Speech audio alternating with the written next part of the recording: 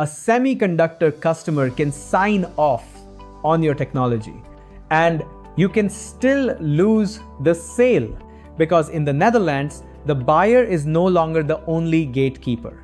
Dutch export controls on advanced semiconductor manufacturing equipment were expanded again in April 2025.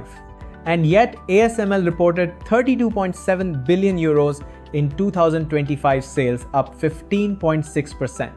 Demand isn't disappearing. Market access is becoming conditional. That changes GTM. If you're selling semiconductor equipment, software, metrology, or manufacturing technology from the Netherlands, qualifying an account on budget, need, and authority is no longer enough. You also need to know where will the technology end up, what will it be used for, and can it legally get there. So add one field to your opportunity scoring before expensive sales engineering begins: export eligibility.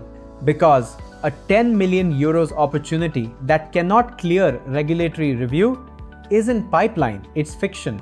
In semiconductors, geopolitics isn't sitting outside the sales funnel anymore. It is inside the qualification criteria. If you can't measure it, you can't grow it.